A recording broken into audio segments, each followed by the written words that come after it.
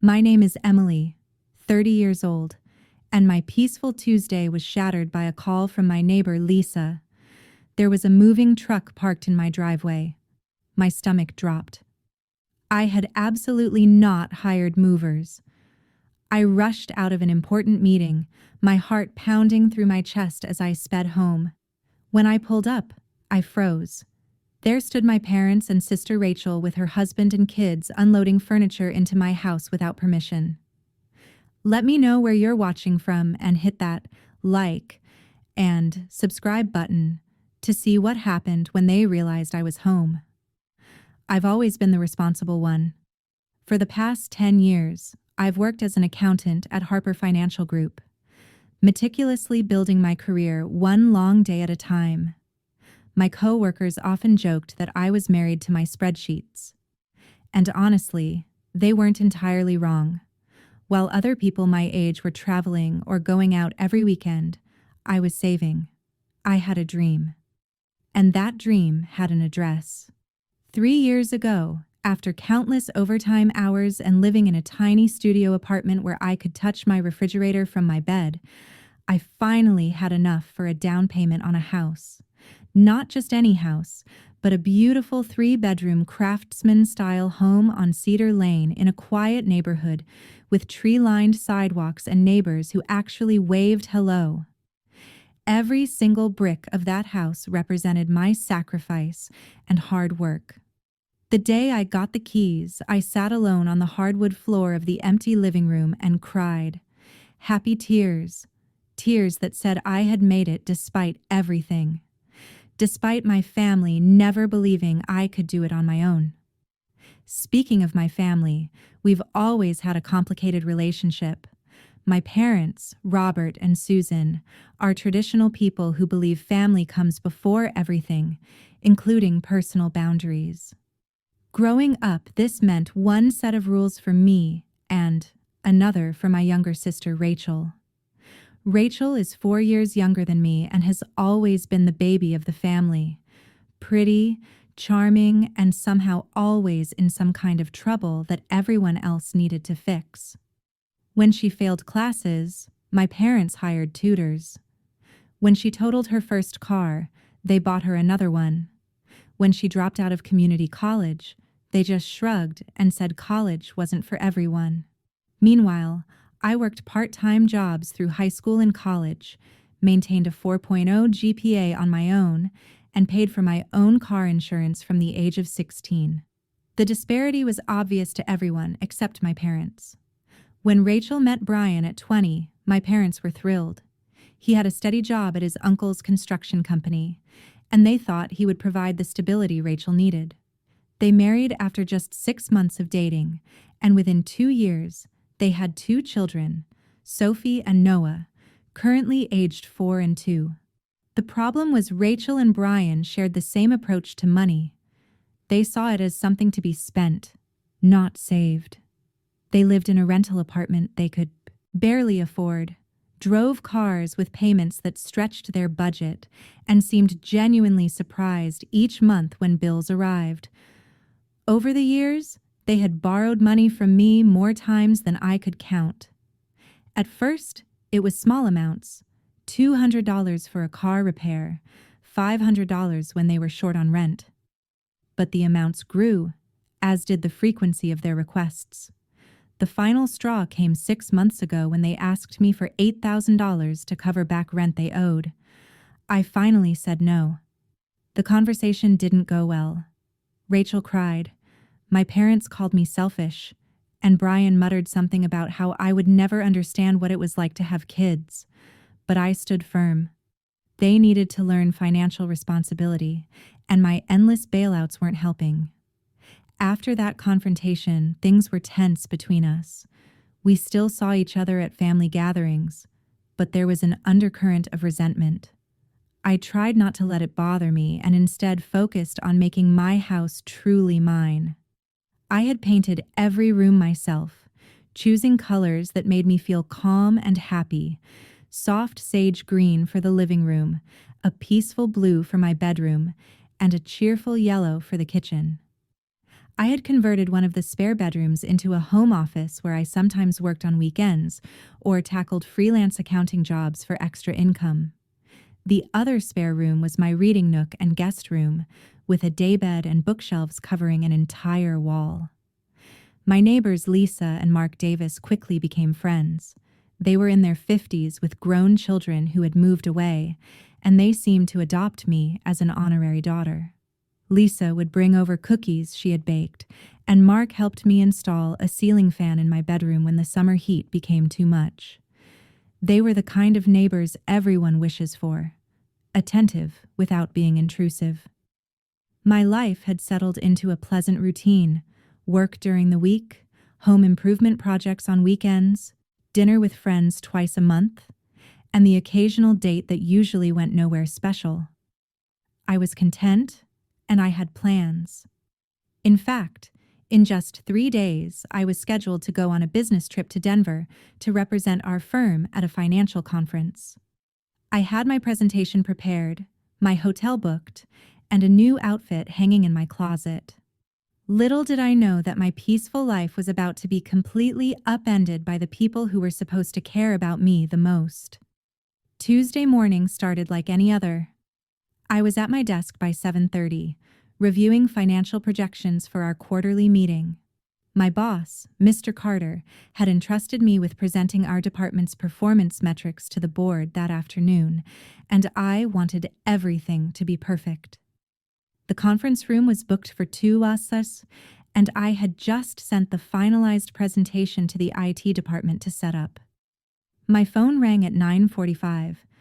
Seeing Lisa's name on the screen, I almost let it go to voicemail. The board meeting preparation was at a critical stage, and I rarely took personal calls during work hours. Something made me answer, though. Maybe it was the unusual timing since Lisa knew my work schedule, or perhaps some sixth sense was already warning me. My cheerful hello was met with Lisa's concerned voice. "Emily, honey, are you expecting a delivery today? There's a moving truck in your driveway, and people are unloading furniture and boxes into your house." The pen I was holding fell from my fingers. A moving truck? No, absolutely not. I'm not expecting any deliveries, especially not furniture. My mind raced through possibilities. Wrong address, burglars with an elaborate cover story, some kind of prank. Lisa continued, her voice growing more worried. "Well, there's definitely activity happening. A large white truck from Falcon Moving Company. There are several people, including a couple with 2 small children. They've been unloading for about 30 minutes now." My blood ran cold. A couple with 2 small children. It couldn't be a coincidence. "Lisa, can you see if there's a woman with blonde hair cut in a bob? Probably wearing something colorful, and maybe an older couple. The man bald with glasses?" "Yes, actually. The blonde woman is directing where boxes should go, and the older gentleman is helping carry in a coffee table right now. Do you know them?" I closed my eyes, a sickening feeling washing over me. "They're my family. My sister, her husband, their kids, and our parents." I took a deep breath. "Lisa, I had no idea they were coming, let alone moving things into my house." There was silence on the other end of the line as Lisa processed this information. "Oh dear, should I go over and say something? They seem very settled already." "No, please don't confront them. I'm leaving work now. I'll be there in about 20 minutes." I gathered my things, my hands shaking slightly. "Lisa, thank you for calling me." After hanging up, I immediately tried calling my parents. Straight to voicemail. I tried Rachel next, with the same result. Even Brian's phone went unanswered. This wasn't a coincidence. They were deliberately avoiding my calls. I hurried to Mr. Carter's office, knocked once, and entered without waiting for a response, something I would never normally do. He looked up from his computer, surprised. "Mr. Carter, I'm so sorry, but I have a serious emergency at home. Someone is breaking into my house right now." The words tumbled out before I could form a more professional explanation. To his credit, Mr. Carter didn't hesitate. Go, Emily. We'll reschedule the board presentation. Just keep me updated and let me know if you need anything. The drive home was excruciating. 20 minutes felt like 20 hours as my mind conjured one scenario after another. What could they possibly be thinking? Moving into my house without even asking, without even telling me. As I drove, memories flooded back. Rachel borrowing my clothes without permission as teenagers and returning them stained or torn. My parents giving away my belongings to cousins because you don't need 2 winter coats. The time I came home from college to find my bedroom had been converted to a home gym because you're only here on holidays anyway. There had always been this underlying message that what was mine wasn't really mine, that my boundaries didn't matter, that my space, my things, and my feelings were secondary to everyone else's needs and wants. But this was beyond anything they had done before. This was my house, my name on the mortgage, my hard-earned money paying for every single square foot. As I turned onto my street, my knuckles white on the steering wheel, I felt something shift inside me.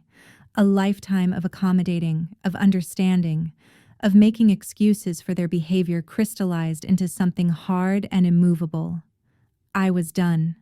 Whatever explanation they had, whatever story they had told themselves to justify this invasion, it wouldn't be enough. Not this time. The scene that greeted me when I pulled up to my house was surreal. A large white moving truck with Falcon Moving Company emblazoned on the side took up most of my driveway, forcing me to park on the street. My normally pristine front lawn was littered with boxes, furniture pieces, and random household items. A child's bicycle I had never seen before leaned against my mailbox. Toys were already scattered across the grass. Lisa stood on her porch across the street, arms crossed, watching the activity with a frown. She gave me a small wave as I exited my car, and I nodded in acknowledgement, grateful for her call, but too focused on the chaos before me to stop and chat. As I walked up my own pathway, a mover brushed past me carrying a pink princess lamp I recognized from my niece Sophie's bedroom. The man didn't even glance at me, too busy following directions from someone inside. This wasn't a misunderstanding or a surprise visit. This was a full-scale moving operation. I pushed open my front door, which was propped with a doorstop I didn't own, and stepped into what felt like an alternate reality. My living room, once a peaceful sanctuary of soft greens and carefully chosen furniture, was now crowded with boxes labeled kitchen stuff and Brian's tools. A large sectional sofa I had never seen before was awkwardly positioned against one wall, clearly waiting to be arranged once my own furniture was removed.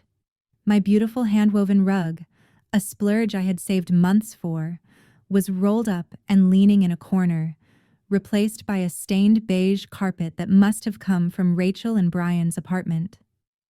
Family photos I didn't recognize already hung on my walls. I walked through to my kitchen. There I found my mother reorganizing my cabinets.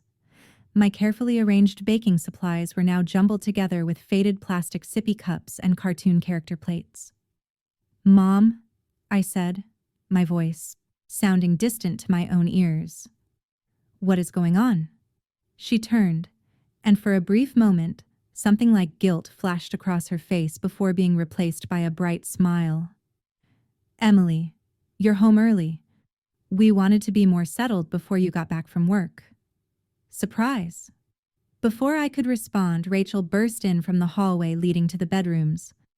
"Mom, I think we should put the kids in the blue room. It has better light for Noah's naps." She stopped short when she saw me. "Oh, hi, Em." "What are you doing in my house?" I asked, my voice dangerously calm. My father appeared from my home office carrying a box of what looked like my financial documents and work supplies. "Now, Emily, don't get upset. We were going to call you at lunch." "Call me to tell me what exactly?" That you've broken into my house and are rearranging it without my knowledge or permission? I could feel my pulse pounding in my temples. Rachel stepped forward, her expression a practiced mix of contrition and pleading that I had seen countless times over the years. We got evicted, Em. The landlord raised the rent again, and we just couldn't make it work. We were going to tell you, but everything happened so fast. So, instead of calling me, you decided to move into my house while I was at work. How did you even get in? I demanded. My mother looked away, suddenly very interested in organizing a drawer of utensils. We used the spare key you gave us for emergencies. The key? Of course. I had given them a key when I first moved in, for emergencies only, which I kept at my parents' house. A key I now regretted with every fiber of my being. Where are my things from my bedroom? I asked, noticing that Rachel was wearing a sweatshirt that looked suspiciously like one of my favorites. We moved your stuff to the smallest bedroom, my father said, as if this was a perfectly reasonable solution. Rachel and Brian need the master bedroom because there are two of them, and they need the extra closet space. I felt like I had stepped into the Twilight Zone. They had moved me out of my own master bedroom without asking. I walked down the hallway to see for myself. My beautiful, peaceful blue master bedroom, with its ensuite bathroom and walk-in closet, had been completely transformed. Rachel and Brian's queen-sized bed now dominated the space. Their mismatched furniture crowded the room. Pictures of their wedding and the kids covered the walls. The air freshener they used, a cloying artificial vanilla scent I had always disliked, already permeated the space. I continued to what had been my home office, the room where I spent weekends catching up on work, and occasionally took on freelance projects for extra income. It was now clearly intended to be the kids' room. My desk was pushed into a corner, my computer disconnected, and my files stacked haphazardly on the floor. Two small beds were partially assembled in the center of the room. Finally, I checked the smallest bedroom, the one I had lovingly set up as a reading room and occasional guest room. My queen-sized mattress had been jammed into the space without its frame. My clothes were piled on the floor of the closet, many still on hangers but no longer organized by type or color as I kept them. My bedside table was wedged between the mattress and the wall, my alarm clock unplugged. I stood there, trying to process the violation I felt. Every corner of my home, every space I had carefully created, had been invaded and rearranged without a single thought for my feelings or consent. When I returned to the kitchen, Brian had joined the group. He was sitting at my dining table, drinking a beer from my refrigerator and watching something on his tablet. He barely looked up when I entered. We were going to set up the TV in the living room, but we need to figure out where to put your bookcase first, he said by way of greeting. You might want to consider getting rid of some of those books. You don't need that many. Something inside me snapped at his casual dismissal of my possessions, but I held it together. How long are you planning to stay?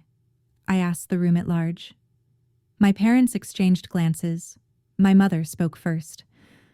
Well, honey, Rachel and Brian's lease situation is complicated. They owe some back rent, so finding a new place right away is going to be difficult. We thought maybe 3 to 6 months, Rachel added quickly. Just until we get back on our feet. We'll contribute to groceries, of course. 3 to 6 months. They plan to take over my house for possibly half a year, and judging by their past financial behavior, I doubted they would be back on their feet anytime soon. And who decided this? Because I certainly didn't agree to it, I said, my voice shaking slightly with the effort of maintaining composure. Emily, my father said, using his warning tone, the one that had shut down so many discussions when I was younger. Your sister and her family need help. They have nowhere else to go. You have 3 bedrooms in this house, and you live alone. It only makes sense. It makes sense to who? I demanded. To you? Because it doesn't make sense to me that my family would move into my home without even asking me first. It doesn't make sense that you would rearrange my belongings, take over my bedroom, and disrupt my life without so much as a phone call. Rachel's eyes welled with tears, right on cue. I knew you'd be mad. I told Mom we should wait and talk to you first, but we had to be out by noon today, and we had nowhere to take our stuff. I didn't believe her for a second. This level of organization, the way they had already claimed spaces and rearranged things, spoke of planning, not desperation. I want all of you to leave, I said firmly. Pack your things and go. Go where? My mother asked, incredulous. They have 2 small children, Emily. Be reasonable. You have a house, I pointed out. They can stay with you? My father scoffed. We don't have the space. Your mother converted the spare bedroom into her crafting room after you moved out. Of course their space was sacred, but mine was communal property. I opened my mouth to argue further when I noticed something on the counter that made my blood run cold. My small fireproof safe was open, its contents disturbed. I kept emergency cash, my passport, and important documents in that safe. The cash, nearly $2,000, was gone. Who opened my safe? I asked, my voice deadly quiet. The silence in the kitchen was deafening. Finally, Brian spoke, not even looking up from his tablet. Rachel needed to borrow some cash to pay the movers. She said you wouldn't mind. You always help family out. I stood frozen, staring at the open safe, the magnitude of their violation washing over me in waves. Not only had they invaded my home and rearranged it to suit their needs, but they had also stolen from me $2,000, money I had saved for emergencies, gone without so much as asking. How did you open the safe? I asked, still struggling to process what was happening. Rachel had the decency to look uncomfortable. I knew your code. It's your birthday. I've seen you use it before. And you didn't think to ask before taking my money? My voice was rising now, control slipping away. My mother stepped between us, her hands raised in a placating gesture. Emily, calm down. It's just money.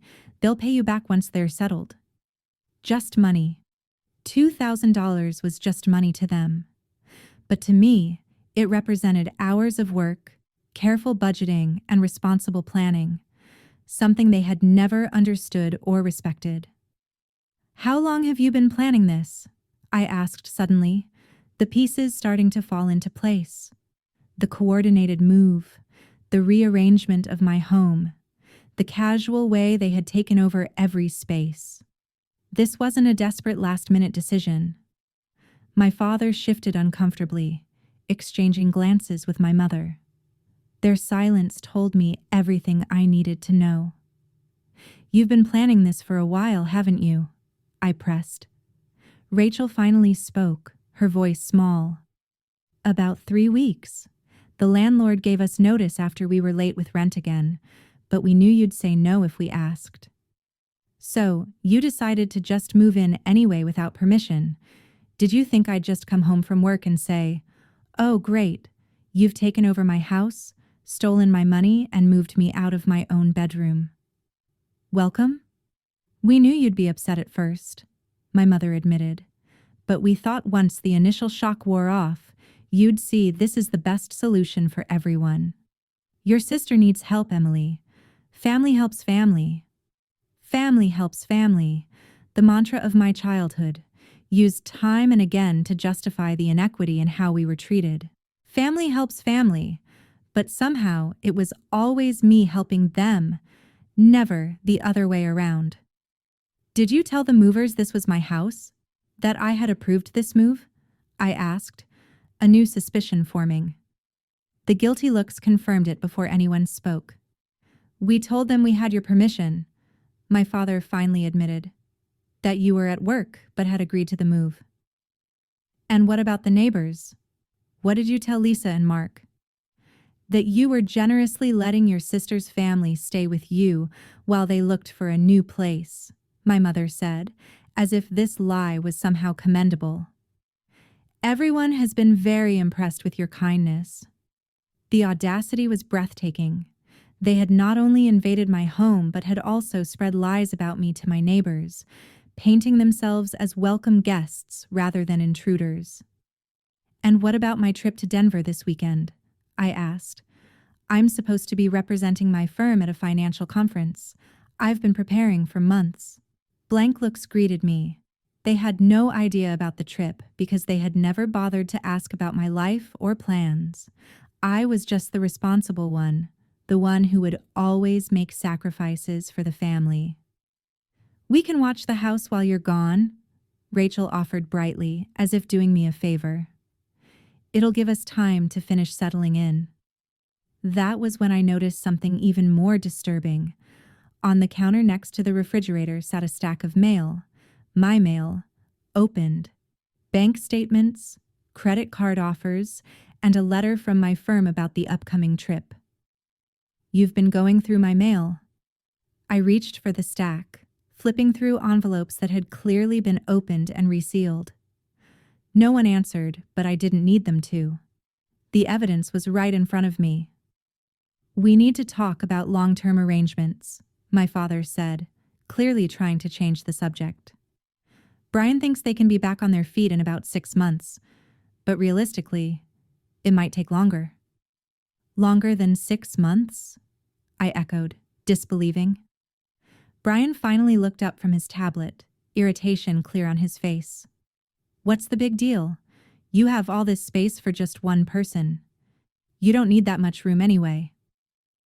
"The big deal," I said slowly, trying to control my rising anger, "is that this is my house. I worked for it. I saved for it. I pay the mortgage, the utilities, and the taxes. It's mine, not a community resource for whenever anyone in the family needs a place to stay." "Now you're just being selfish," my mother cut in. "Your sister has children, Emily. Where are they supposed to go?" "That's not my problem," I said, the words feeling foreign in my mouth.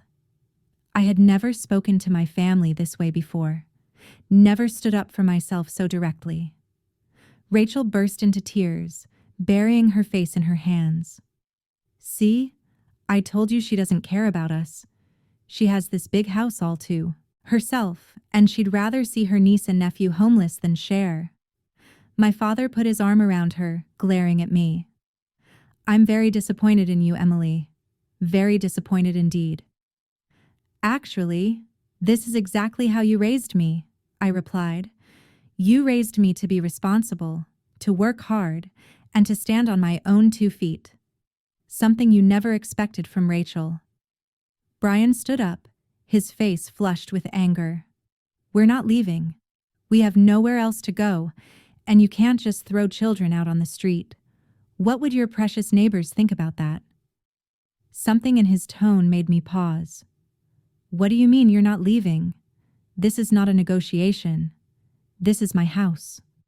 Rachel wiped her tears, exchanging a look with my parents that sent chills down my spine. "We already gave up our apartment, Em. We can't get it back. The lease is terminated." The full picture suddenly became clear. They had never intended this to be a temporary arrangement. They had given up their apartment completely with no backup plan. They had made my home their only option. "How much do you owe in back rent?" I asked, a sinking feeling in my stomach. More uncomfortable glances. "About $4,000, Brian finally admitted. $4,000 in back rent. No wonder they had been evicted. And now I understood why they had taken my emergency money as well. $2,000 for the movers, and they probably planned to use the rest to cover other debts. "And let me guess," I said, the pieces falling into place. "You were hoping to live here rent-free while you sorted out your finances." "We would contribute to groceries," Rachel repeated weakly. "The situation is not ideal," my father acknowledged, "but it's the best solution for now. Besides, we've already talked to your brother-in-law about it." "My brother-in-law?" I was momentarily confused. "You mean Brian?" "No, Stephen. my mother said.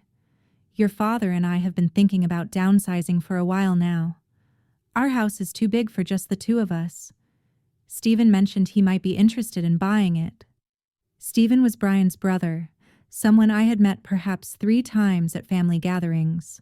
The idea that my parents had been discussing selling their home with him, someone who was practically a stranger to me, while planning to move Rachel's family into my house without my knowledge, was yet another betrayal. You're selling your house? I asked, struggling to keep up with these revelations. We've been considering it, my mother said carefully. The market is good right now, and the stairs are getting harder on your father's knees. And where were you planning to go after selling? Though I already knew the answer. My father couldn't quite meet my eyes. Well, we thought we might stay here for a while, too, just until we find a suitable condo. They had planned it all. Rachel and Brian would move in with their children, followed soon after by my parents. My 3-bedroom house would become home to 7 people, with me relegated to the smallest bedroom and my home office commandeered for the children. All without asking me, all without even telling me until it was already happening. I felt sick. The depth of their entitlement, their complete disregard for me as an independent adult with my own life and space, was staggering. This had gone far beyond the usual family dynamics. This was a complete violation of trust and boundaries. Rachel must have sensed my growing resolve because she switched tactics. The kids were so excited when we told them they'd be living with Aunt Emily, she said, her voice softer now. Sophie has already been telling everyone at kindergarten about her new room. Emotional manipulation, another familiar tactic. Use the children to make me feel guilty, to make me the bad guy if I refused. I'm changing the locks tomorrow, I said, my voice steady and determined, and I want all of you gone by the end of the week. You'd throw your own family out? My mother gasped, hand dramatically pressed to her chest. What would people think? I don't care what people think. This is my house, and you are not welcome to live here, any of you. My father's face darkened with anger. If this is how you treat family in their time of need, perhaps we should reconsider our will. We were planning to leave the house to you and Rachel equally, but clearly you don't need the help. One final attempt at control, financial threats. It might have worked once, but not anymore. Not after this. Do whatever you want with your will, I said calmly. It doesn't change the fact that you all need to leave my house. Brian stood up, towering over me in what I recognized as an attempt at intimidation. We're not going anywhere. We have kids. You can't legally evict a family with children without proper notice. And there it was. They were planning to use tenant rights laws against me to force me to let them stay. They had thought this through, planned for my resistance, and were prepared to fight dirty. I looked around at their faces, these people who were supposed to love me, supposed to respect me. All I saw was entitlement and manipulation, years of patterns suddenly clear as day. But something had changed in me. The lifetime of accommodation, of making myself smaller to keep the peace, was over. We'll see about that, I said softly. For a moment, the kitchen was silent. My family exchanged nervous glances, clearly unsettled by my calm demeanor. They had expected tears, shouting, perhaps eventually resignation, as had been our pattern for years. My quiet determination was new territory. I need some air, I said, turning toward the back door. I'll be back in a few minutes. Wait, Rachel called after me. Let's talk about this rationally. I didn't respond. I stepped out onto my back porch, closed the door behind me, and took a deep breath of the cool afternoon air. The sounds of my niece and nephew playing somewhere in the front yard floated around the house. In other circumstances, their laughter might have brought me joy. Now it was just another reminder of how my family had weaponized even the children against me. I pulled out my phone and made 2 calls. The first was to the local police non-emergency line. I need to report people who have entered my home without permission and are refusing to leave, I explained calmly to the dispatcher. Do you know these individuals? The dispatcher asked. Yes, they're my family members. They used a spare key to enter while I was at work and moved their belongings in without my knowledge or consent. They're now refusing to leave when asked. The dispatcher took down my information and address. An officer will be there shortly. In the meantime, try to avoid confrontation. My second call was to James Thompson, an attorney I had helped with some tax issues the previous year. He answered on the 3rd ring. James, it's Emily Harper. I have an unusual situation and need some legal advice. My family has essentially broken into my home, moved their belongings in, and is refusing to leave when asked. What are my options? James listened carefully as I explained the situation in more detail, including their admission that they had planned this for weeks, and their threat to claim tenant rights. They haven't established tenancy yet, he assured me. Since you never gave permission and they've only been there for hours, not days, they're essentially trespassers at this point. The police can remove them. As for their belongings, you can give them a reasonable time to retrieve everything, perhaps 24 to 48 hours. I'd suggest documenting everything with photos and recordings just in case. I thanked him and promised to update him later. Before returning inside, I took several photos of the moving truck, the boxes and furniture in the yard, and even recorded a quick video panning across the scene. When I re-entered the house, I found my family huddled in the living room, speaking in hushed tones. They fell silent when they saw me. I noticed my mother was holding a framed photo of mine that had been on the mantel, now replaced with a picture of Rachel's family. Without a word, I walked through the house, methodically taking photos of every room, documenting how they had rearranged and taken over my space. I opened closets, drawers, and cabinets, capturing evidence of their invasion. I recorded a video of my emptied master bedroom, now filled with their belongings, and another of my disrupted home office. "What are you doing?" my father demanded, following me from room to room. I didn't answer. When I had thoroughly documented everything, I returned to the living room where they had gathered, looking increasingly uneasy. "I've contacted the police," I said simply. "They'll be here shortly." The reaction was immediate and chaotic. My mother gasped dramatically. Rachel burst into fresh tears. My father's face turned an alarming shade of red. "You called the police on your own family?" he thundered. "Have you lost your mind?" "No, I've finally found it," I replied calmly.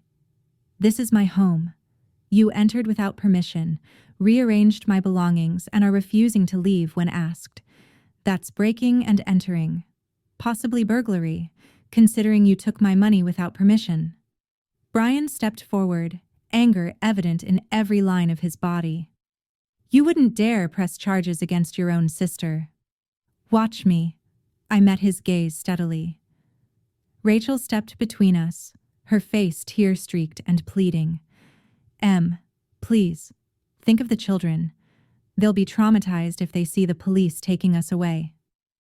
"You should have thought of that before using them as pawns in your scheme," I replied, unmoved by the tears I had seen used as manipulation too many times before.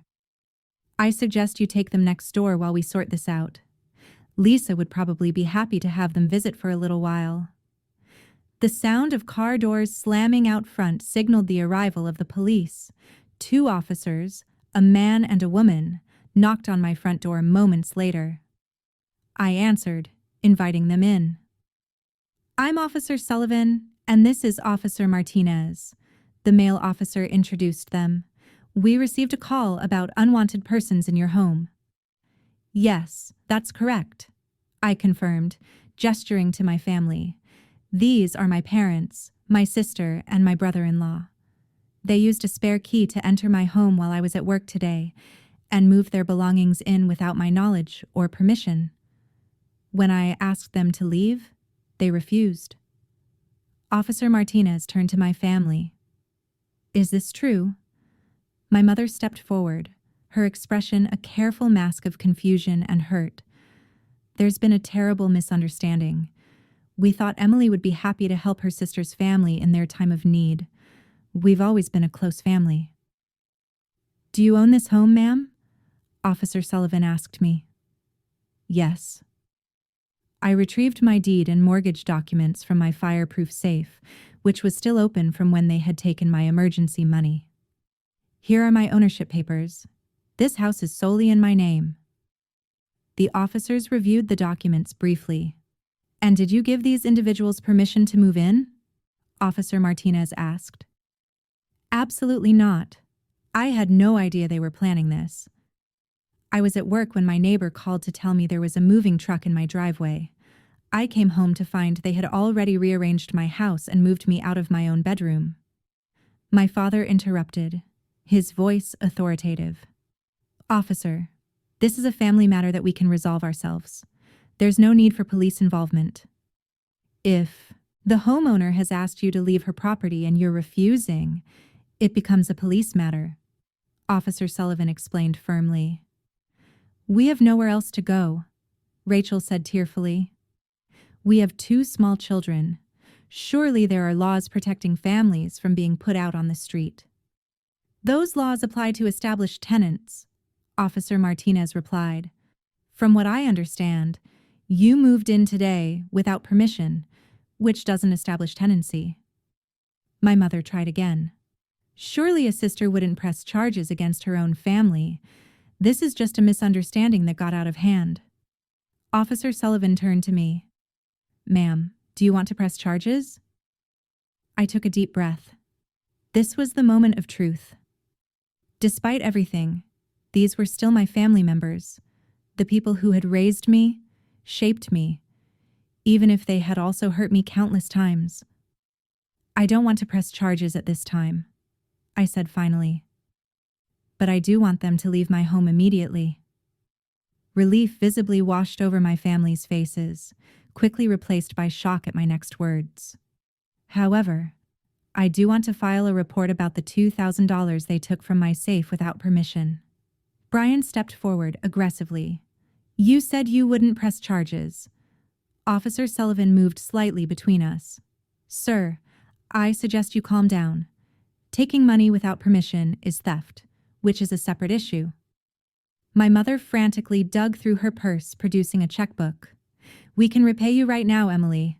There's no need to involve the police further. I looked at the checkbook, remembering all the times their checks to me had bounced over the years.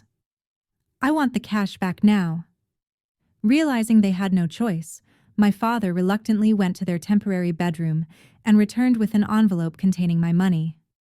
He handed it over with barely concealed anger. Officers, I want all of them out of my house today, I said firmly. They can have 24 hours to remove their belongings, but they cannot stay here. That's reasonable, Officer Martinez confirmed. You folks will need to find alternative accommodations for tonight. Do you have somewhere you can go? My parents exchanged glances, clearly unprepared for this outcome. We can go to a hotel, I suppose, my mother said reluctantly. And the moving company can store your larger items temporarily if needed, Officer Sullivan added. We can't afford storage on top of a hotel, Brian protested. I felt a momentary pang of guilt, quickly squashed by the memory of how they had planned this invasion for weeks, counting on my guilt and family obligation to force my compliance. That's not my problem, I said, echoing my earlier words. With the police present, my family had no choice but to comply. Rachel went next door to retrieve the children, while my parents and Brian gathered overnight necessities.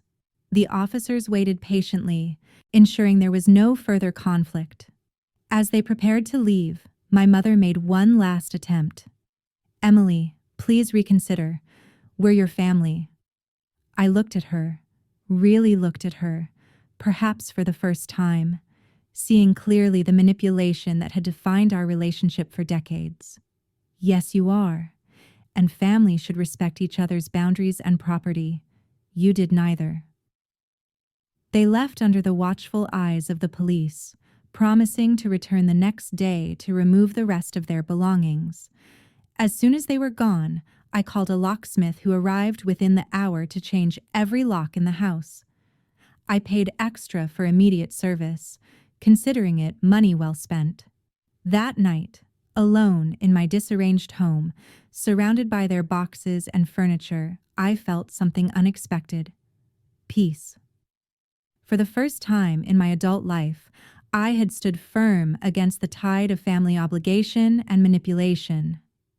I had protected my boundaries and my space. Tomorrow would bring its own challenges.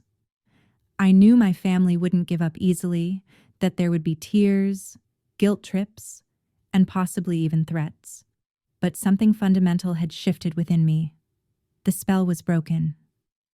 I slept on my couch that night, unwilling to use either the bed they had placed in the small room or the one they had claimed in my master bedroom. It was uncomfortable, but it was my choice. And for now, that was enough. The next morning, I called my boss first thing to explain the situation. I was honest about what had happened, though I kept the more humiliating details to myself. Mr. Carter was surprisingly understanding. Family difficulties happen to everyone, Emily. Take today to sort things out. We can reschedule the board presentation for next week. With that handled, I prepared for the inevitable return of my family. I was under no illusion that yesterday's confrontation had settled matters. They would be back, and they would have regrouped. I was right. They arrived at 9:30, this time without the moving truck but with reinforcements. My Aunt Karen and Uncle David, my mother's sister and brother-in-law, along with my cousin Jessica. A family intervention. When I answered the door, my mother stepped forward immediately.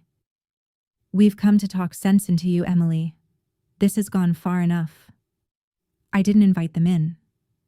Instead, I stepped onto the porch, closing the door behind me. "There's nothing to discuss. You have until 5 Onsen to remove your belongings from my property." Aunt Karen stepped forward, her expression a mixture of disappointment and condescension. "Emily, honey, I can't believe you'd treat your sister this way. Family helps family. That's how we were all raised." Did my mother mention that they broke into my home while I was at work? That they moved me out of my own bedroom without permission? That they took money from my safe? I asked calmly. My aunt faltered slightly. "Well, they said there was a misunderstanding about the timing." There was no misunderstanding. They deliberately waited until I was at work to move in, knowing I wouldn't agree to their plan. They admitted as much. My Uncle David, always the peacemaker, tried next. "Surely we can find a compromise. Perhaps Rachel and her family could stay just for a few weeks until they find something else." I shook my head. "No, my decision is final." "You always were a selfish child," my mother snapped, her pretense of reasonableness falling away. "I don't know where we went wrong with you. You went wrong when you taught me that my boundaries don't matter, that my space and belongings are community property, and that Rachel's needs always come before mine," I replied evenly. Yesterday was the result of a lifetime of those lessons. My father, who had been unusually quiet, finally spoke. "You've made your choice, Emily, but choices have consequences. Don't expect any help from us in the future." "I never have," I said simply. They left soon after, the reinforcements clearly unprepared for my unwavering stance. For the next several hours, they moved their belongings out under my watchful eye. I had taken the day off work specifically to ensure nothing of mine disappeared during the process. By 5 on, my house was mine again, though in disarray. It would take days to put everything back in order, to reclaim my spaces. but at least they were gone. Or so I thought. The calls started that evening. First extended family members who had heard only my parents' version of events, then from family friends. Even my mother's church group got involved. The message was always the same. I was selfish, unfeeling, a bad daughter and sister who had put her own comfort above her family's welfare. I stopped answering unknown numbers after the third call. Then I muted my social media accounts when the public shaming moved online. The most difficult call came from my grandmother, my father's mother, whom I had always respected and loved. "Emily, I raised your father to believe in family above all else," she said, her voice heavy with disappointment. I can't understand how my granddaughter could turn her back on her own blood. I tried to explain my side, but she wasn't interested in hearing it. In her worldview, shaped by growing up during harder times, family stuck together no matter what, and private property was a luxury superseded by family needs. By the end of the week, I felt isolated and second-guessing myself. Maybe I was the selfish one. Maybe I should have found a compromise. Then Lisa from next door brought over a homemade lasagna and a bottle of wine. "I saw what happened," she said simply as we sat at my kitchen table. "I heard what your mother told me about you agreeing to let them move in. I knew something was off about the whole thing." Her simple belief in my side of the story was like a lifeline. "Everyone thinks I'm a monster for not letting them stay," I admitted. Lisa scoffed. "Sweetheart, if my family pulled something like that, I would have done exactly what you did, maybe with less restraint." Her support gave me the courage to take the next step. That weekend, I wrote a long email detailing exactly what had happened, from the unauthorized entry to the theft of my money to the rearrangement of my home without permission. I sent it to every family member who had contacted me to criticize my actions. The responses were illuminating. Some, like my Aunt Karen, doubled down on their criticism, insisting that family obligation trumped all other concerns. But others, particularly those from my generation, expressed shock at what had really happened. My cousin Jessica called to apologize for her initial judgment. "Mom only told us you had refused to help Rachel when she was in need," she explained. She never mentioned they had moved in without asking first. The tide of family opinion began to shift, not entirely in my favor, but at least toward a more balanced view of the situation. Some relatives even shared similar stories of boundaries crossed and expectations abused in the name of family obligation. Meanwhile, I took practical steps to protect myself. I installed a comprehensive security system with cameras covering every entrance to my home. I consulted with James, my attorney, about obtaining a restraining order if necessary. I changed my banking passwords and moved my emergency cash to a safety deposit box at my bank. At work, I threw myself into preparing for the rescheduled board presentation. The focus required was actually therapeutic, giving me something concrete to concentrate on besides family drama. The presentation went well, earning praise from Mr. Carter and the board members. Afterward, Mr. Carter called me into his office. "You handled that admirably, especially considering the week you've had," he said. "I want you to know that your job is secure here, Emily.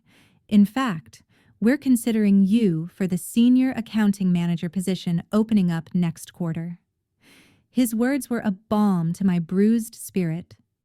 At least in my professional life, my hard work and dedication were recognized and valued. 2 weeks after the incident, I received a text from Rachel. "Can we talk? Just us? No mom and dad?" I agreed to meet her at a coffee shop, neutral territory. She looked different somehow, smaller, without our parents flanking her. "I'm sorry," she said after we had settled with our drinks. "What we did was wrong. I knew it was wrong even while we were planning it." I didn't respond immediately, waiting to see if this was genuine or just another manipulation tactic. Brian and I have been in a financial mess for years, she continued when I remained silent. We've never learned to budget or save. We just expected bailouts from mom and dad or from you. This situation forced us to finally face reality. Where are you staying now? I asked, curious despite myself. We found a 2-bedroom apartment. It's much smaller than what we're used to and in a less desirable area, but it's what we can actually afford. She stirred her coffee unnecessarily. Brian's not happy about it, but he's looking for a second job. I am too. It was more responsibility than I had ever heard her take. And mom and dad are still furious with you, she admitted. They think you betrayed the family, but I think maybe they enabled us too much, made us dependent. She looked up, meeting my eyes directly. I don't want my kids growing up thinking the world owes them everything. I felt a glimmer of hope, not for an immediate reconciliation, but for a possible healthier relationship in the future. It'll take time for me to trust any of you again, I said honestly. She nodded. I understand. I just wanted you to know that I see what we did wrong, and I'm trying to change. Our conversation lasted nearly 2 hours, covering years of family dynamics, resentments, and expectations. It was the most honest talk we had ever had. When we parted, nothing was fully resolved, but a door had been opened. My parents took longer.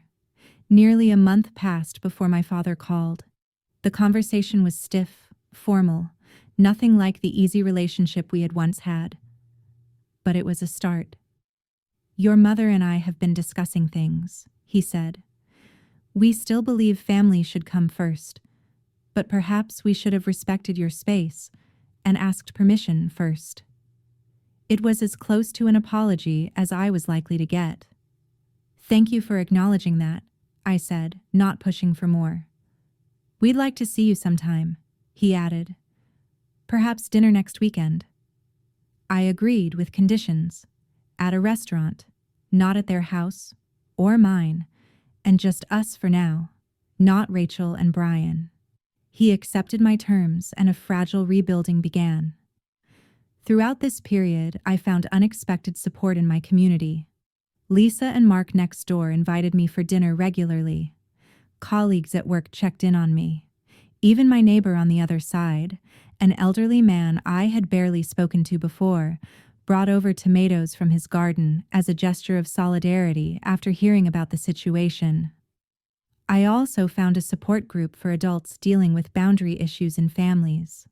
The stories I heard there made me realize how common such dynamics were, how many people struggled with family members who took advantage or crossed lines.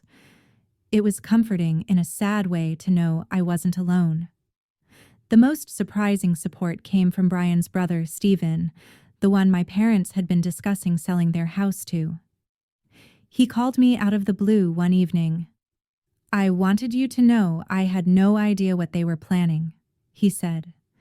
Your parents mentioned downsizing and asked if I might be interested in their house, but they never said anything about moving in with you. I would never have been part of that scheme. His call confirmed what I had suspected.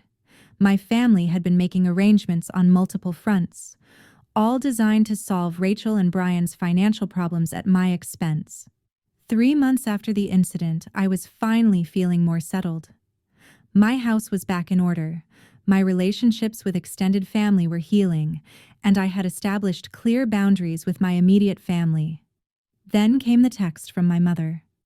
Rachel and Brian are separating. She needs a place to stay with the kids. My heart sank as I read it, anticipating another attempt to move Rachel into my home.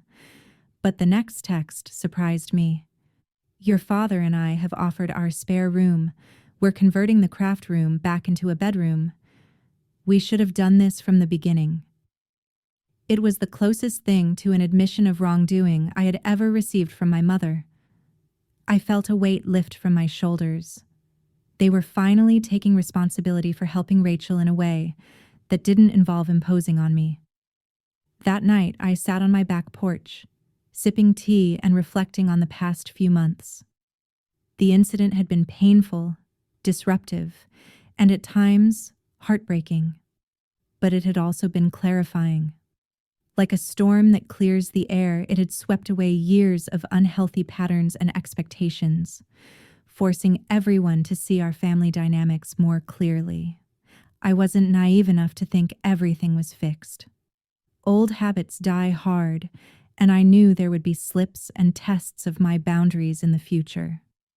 But something fundamental had changed. I had changed. And in standing up for myself, I had ultimately done what was best for everyone, even those who had tried to take advantage of me. The house around me felt truly mine again, a sanctuary I had fought for and defended.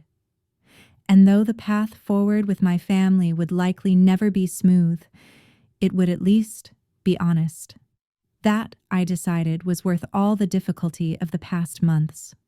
6 months after what I now simply call the incident, I hosted a small gathering at my home. It was nothing elaborate, just an informal dinner party with close friends, but it felt significant. This was the first time since the invasion that I had invited a group into my space. Lisa and Mark from next door were there, of course, along with a few colleagues from work and 2 friends from my support group. The house was filled with conversation and laughter, the kind of warmth I had always wanted my home to contain. As I moved around the kitchen, putting final touches on dessert, Lisa joined me. "You seem different," she observed, helping me arrange cookies on a platter. "More at peace." I considered her words. I think I am. Standing up to my family was the hardest thing I've ever done, but also the most necessary. "And how are things with them now?" It was a complex question. The past 6 months had been a journey of small steps, some forward, some back, better in some ways, different in others. My relationship with Rachel had actually improved the most. Without our parents mediating and enabling, we had begun to develop a more honest connection. She and the children were still living with my parents, but she had found a steady job and was saving for her own place. Brian had moved to another state for work after their separation. While he still saw the children monthly, Rachel was learning to function as a single parent.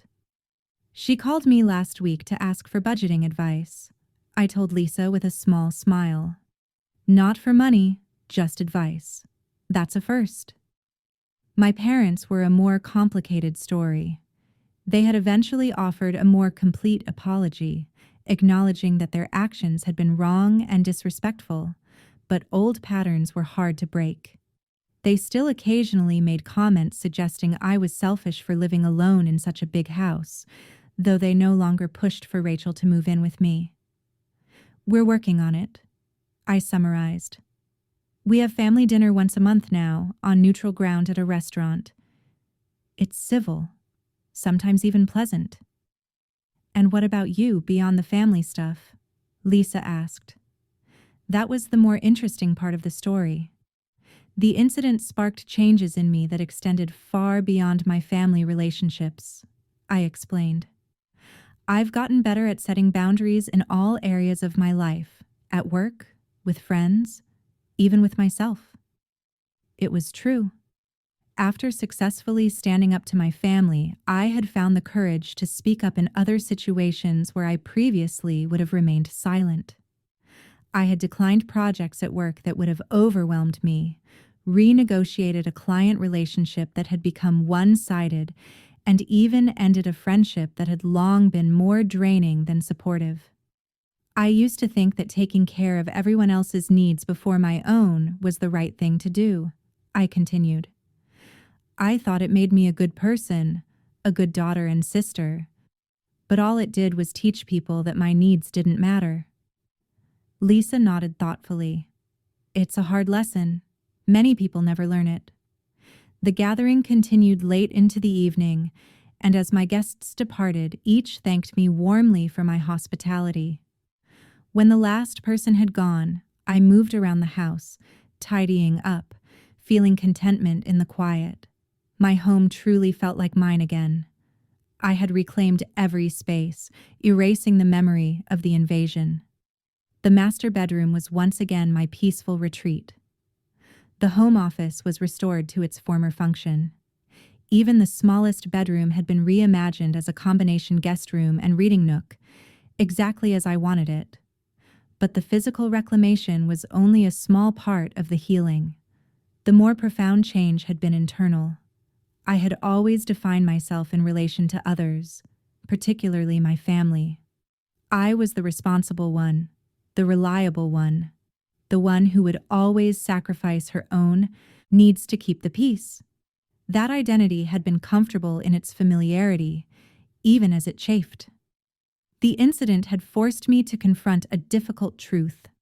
My accommodating nature had not been serving me or my family. By always giving in, I had enabled behavior that was ultimately harmful to everyone involved. Rachel and Brian had never learned financial responsibility. My parents had never recognized me as a fully independent adult, and I had never truly stood up for myself. In the painful aftermath, as family members had taken sides and relationships had strained to breaking, I had questioned my decision countless times. Had I done the right thing? Was I indeed the selfish person they accused me of being? Time and distance had provided clarity. Standing firm had been an act of love, not just for myself, but for all of them.